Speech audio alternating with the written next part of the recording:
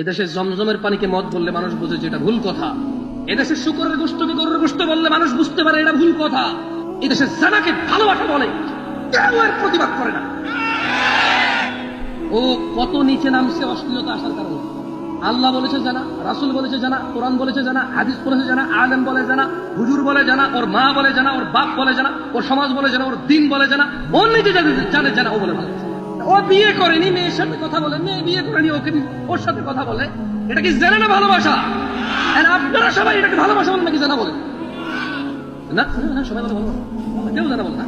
যত পোলাপান প্রশ্ন করে সবাই তো বলে ভালোবাসে, যত মেয়ে প্রশ্ন করে তারাও বলে ভালোবাসে। গত পরশু আমার কাছে এক ভাই প্রশ্ন করছে, শেখ আমাকে হেল্প করেন। বললেন যে তোমার কি হয়েছে? বললো যে আমি একটা মেয়েকে ভালোবাসি, ওই মেয়ে আমাকে ভালোবাসে। এখন তো বললো যে এখন ওই মেয়ের বাপ আমি বেকার দেখে আমার কাছে মেয়ে দিয়ে দিবে না, আমি যাবো বিদেশ। বললাম তো তুমি বিদেশ যাও, তো প্রবলেম কোথায়? বলে যে আমি বিদেশ গেলে মেয়ের বাপ মেয়েকে বিয়ে দিয়ে দিবে। আমি বললাম তার মেয়ে সে বিয়ে দিবে দিবে না তো তোমার কি? তুমি বিদেশ যাও, অ্যাক্সিডেন্ট হয়ে মারা যাও, এতে ওর কি? ইন্না লিল্লাহি ওয়া ইন্না ইলাইহি রাজিউন ছাড়া আর কি বলবে মুসলমান ছাড়া? একটা মুসলমান মারা গেলে কি বলে? একটা মুসলমান অসহায় থাকলে আর একটা মুসলমান 2 টাকা দান করে বলে ওহ আফসোস, আল্লাহকে বরকত দিন। আমি বললাম ওর মেয়ে ও বিয়ে দিবে না, তোমার কি? আর তুমি বিদেশ যাবা না, বেকার। তুমি বেকার কেন? তোমার কি কাজ করা কি নিষেধ বাংলাদেশে? বাংলাদেশ সরকার কি তোমাকে বলে দিচ্ছে তুমি কাজ করতে পারবে না, তাহলে দণ্ডনীয় অপরাধ হবে তোমার? তুমি বেকার কেন?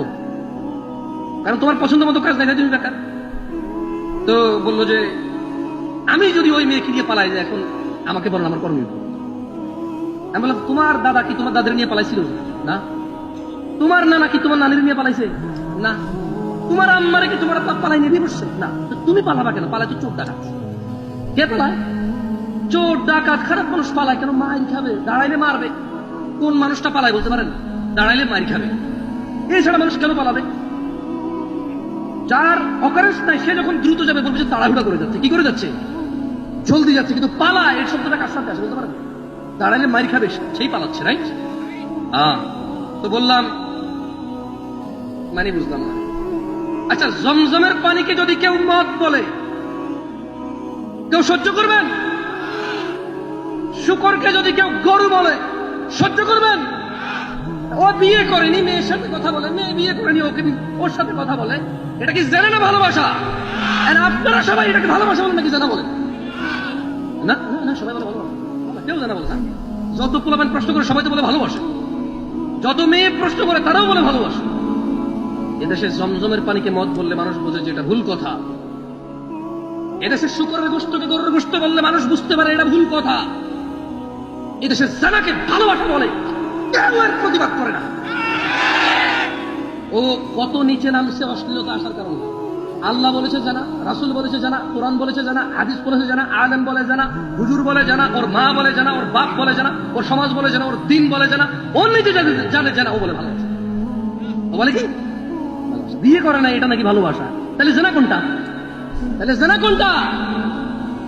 এটা যদি ভালোবাসা হয় জানা কোনটা?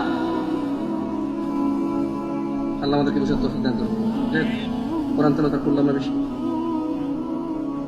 আজকের এই উপস্থিতি যারা আছেন,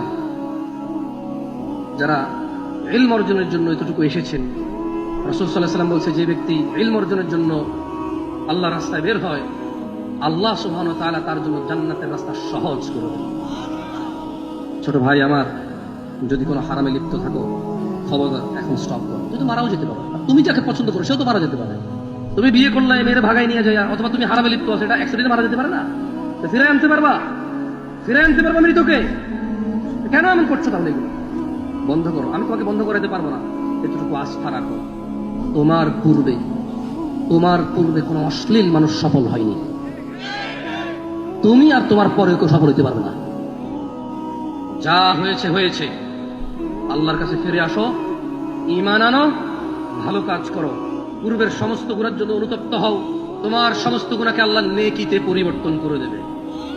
এটাই সূরা ফুরকানে আল্লাহ বলেছেন, আকুলু কওলি হাযা ওয়াস্তাগফিরুল্লাহ লি ওয়া লিসাইরিল মুমিনিনা ওয়াল মুমিনাত ফাস্তাগফিরু ইন্নাহু হুয়াল গফুরুর রহিম। আমি আল্লাহর কাছে নিজের জন্য ক্ষমা চাই, মুমিন মুমিনাত সবার জন্য আল্লাহর কাছে ক্ষমা চাই। আপনারাও আল্লাহর কাছে নিজের জন্য ক্ষমা চান, আমার জন্য ক্ষমা প্রার্থনা করেন আল্লাহর কাছে। সুবহানাকাল্লাহুম্মা ওয়া বিহামদিকা আশহাদু আল্লা ইলাহা ইল্লা আনতা আস্তাগফিরুকা ওয়া আতুবু ইলাইক। আসসালামু আলাইকুম ওয়া রাহমাতুল্লাহি ওয়া বারাকাতুহু।